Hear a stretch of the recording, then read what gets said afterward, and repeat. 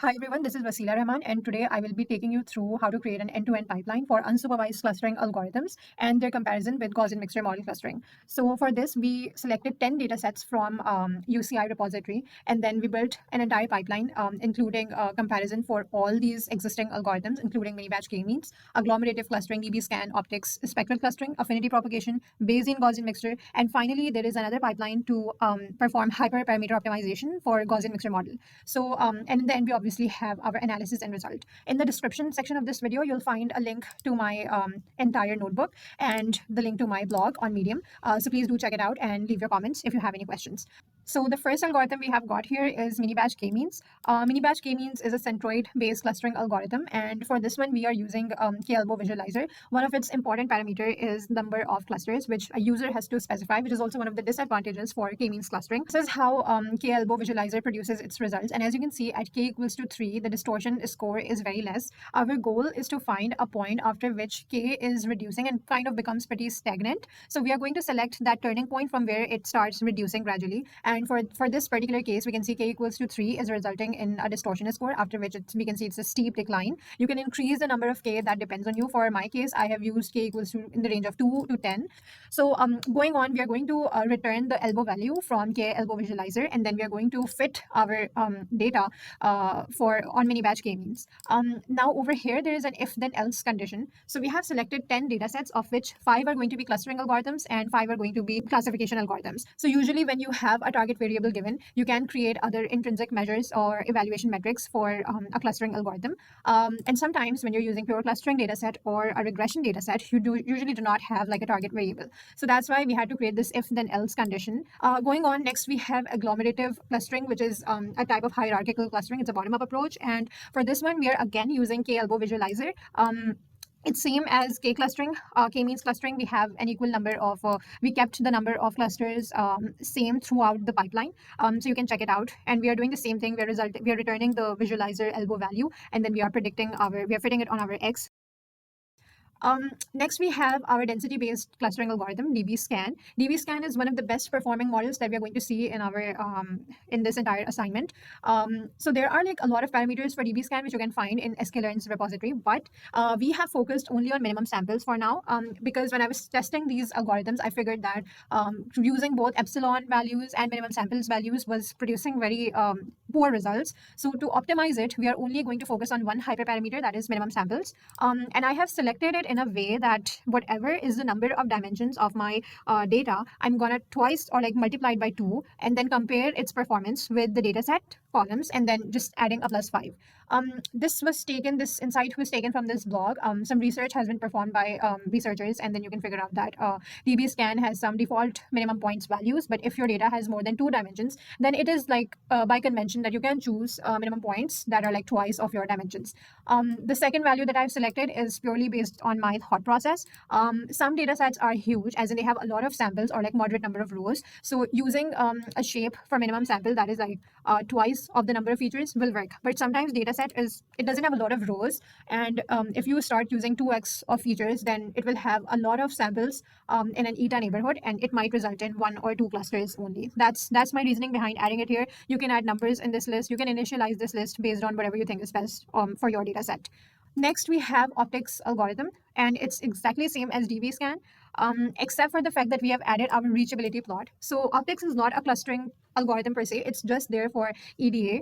Mostly it helps you figure out the perfect epsilon or eta values for your clustering, for your clusters. What DB-scan does is it uses one single value for all clusters. So that might not be good in order to understand varying densities of the data. However, what optics does is it figures out the data's structure, and let me show you how it looks like. Okay, so here we have a reachability plot, and you can see that it says there are estimated number of clusters are 16, which means like this is probably going to be one cluster. Whenever there is a peak, optics clustering counts that as one cluster. So all these data points from, you can say 100 to 3000 are probably one cluster. And then all these values from 3000 to 4000 are another cluster. So this is how optics clustering algorithm works. And we're going to focus on this for our project. So that's what we're doing. We are using the visualizer again for spectral clustering. In a spectral clustering, we are using k equals to 1 to 10. So now we have more options for our spectral clustering algorithm. And then we are going to return the visualizer elbow value, which is the optimum minimum value on which we're getting the least distortion score from our visualizer. And then we're rebuilding our model for spectral clustering based on these parameters. After that, we're using the same get metrics algorithm. Next, we have our affinity propagation algorithm. Now, this algorithm is extremely sensitive to damping parameters.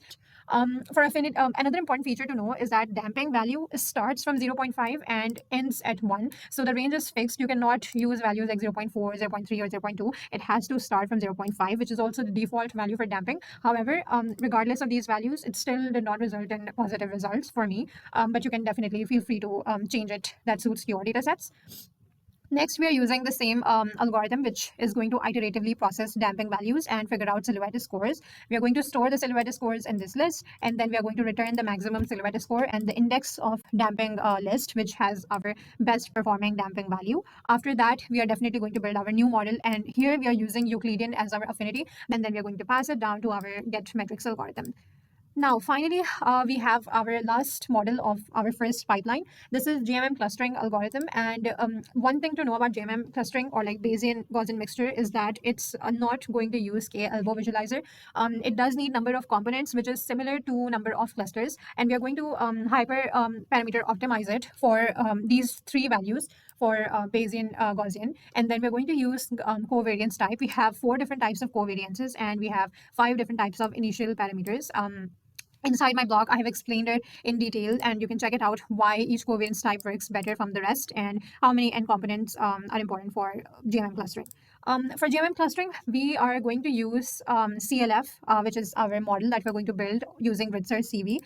We're using Gridsearch CV because we had like 3 hyperparameters that we wanted to optimize, and we are going to use a CV for 10, and we're using scoring as accuracy. Another important thing to note about Bayesian Gaussian mixture or plain Gaussian mixture model is that they are non-deterministic. So every time you run these models, they are going to produce different results. Okay, and then finally, we have our dataset performance. In here, we have all the algorithms that we have built so far. We are using our same approach. If you have a target variable, then our algorithm is going to run this pipeline. Otherwise, it will run this pipeline. So we have our get metrics algorithm, which you must have seen being used in every clustering algorithm. So here we have initiated our data frame that I was talking to you about, and we have selected some intrinsic and extrinsic measures.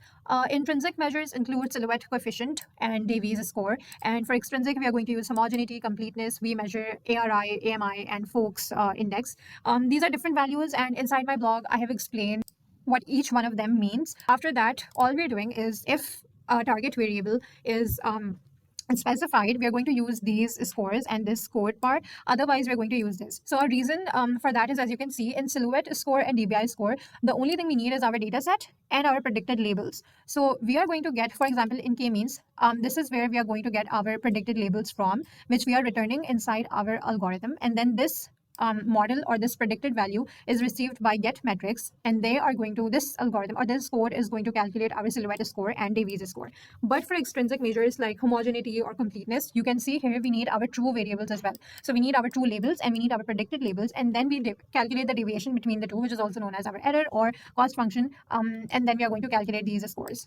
After that, we are going to visualize this using TSNE. TSNE is a dimension reduction technique, which again uses Gaussian distributions to figure out the statistical distances between the clusters. We are going to reduce the axes to 2. So for example, if we have 14 features in our data set, TSNE is going to reduce its performance to 2 and then visualize it for us using a scatter plot. Finally, we are going to create our second pipeline for this project, which includes us performing hyperparameter optimization on Gaussian mixture model. Remember that this one is Gaussian mixture model, which does not include latent variables distribution in its code, whereas Bayesian Gaussian mixture model, that includes latent variables as well. I have again explained that in greater depth inside my blog, so please refer to that. So here, what I have done is I'm again using n number of clusters or number of components for this algorithm. And then we are using the same silhouette average score as our scoring method. And then finally here, we are just going to iteratively go through this list and perform GMM clustering on it. For the sake of clarity, we are going to use JS and KL divergence in our code as an alternative to silhouette scores. Our hypothesis was that they might perform better as compared to silhouette averages. However, we were wrong, and we figured that silhouette score is a much more stable method because again, JS and KL divergences are not deterministic. So anytime you will perform this algorithm, it's going to produce different results. So that's why we ended up finally going with our silhouette scores. Finally, we have our covariance types. We have 4 types of covariances. So the algorithm before covariances is only focusing on n number of components for Gaussian mixture. That's one hyperparameter. In this code, we are going to compare 2 hyperparameters that are n components and covariance type. Finally, moving towards our algorithm, we'll see that we have n components. We have all 4 types of covariances. After we have initialized them, we also initialize a dictionary that is going to produce the results that we want. Basically, we're going to see on what combination of either of the two we are going to get the highest silhouette average, and for that we are simply using the same algorithm. This time we have 2 loops, one for n components and another for covariance type. After that, we are going to return the maximum average, the maximum silhouette average, and then we are going to return the indexes for these best performing hyperparameters. We are going to refit our model, and then we are going to pass it to get metrics. Last but not the least, we have our init parameters and initial parameter optimization. It is again a hyperparameter inside Gaussian mixture. You can find or read my explanation above this code. There are 5 types of it. I think in our code only k-means was selected most of the times, which is also the default method. And then we are also going to optimize it based on n components. Now, one thing to notice in this code, we are only comparing or focusing on 2 hyperparameters. And in this code, we are focusing on 2 hyperparameters, that is init parameter and the n number of components. This is the pipeline code. Basically, here I'm calling all the functions that we created before. And the same situation, we are going to do it over here as well, like we saw in our first pipeline. We are going to use if we have target variables that are given to us, then we are going to go through this route. Otherwise, we are going to calculate it through this. So far, we have seen the different types of algorithms we're using. We have learned about the evaluation metrics. We have seen the full pipeline. Now we're going to look at the pre-processing and data selected part of this project. 10 data sets were selected. I have added their links and the data set's name in here. We are going to replace all the null values that were present, and we're going to replace them by means of that particular feature. For categorical columns, there were a few data sets in which labels were already encoded, and each label had a weight assigned to it for belonging to a particular species. That's why we are going to perform label encoding on those data sets instead of performing one-hot encoding. Another important observation throughout this data set was when you do one-hot encoding on your data sets, it turns out that clustering is not as granular as we think, because it is going to increase the number of dimensions, that is going to increase sparsity in your data set. However, if you start doing label encoding, it continues to keep the features together. So that's one thing that we should explore in the future. Lastly, to make or to bring all the data points on one page and on similar scale, we are going to use a min-max scaler. With data sets that had 40 plus columns, clustering algorithms like affinity propagation were taking a lot of time to calculate them. So that's why we performed feature selection using k-best. Lastly, we have our distance similarity matrix.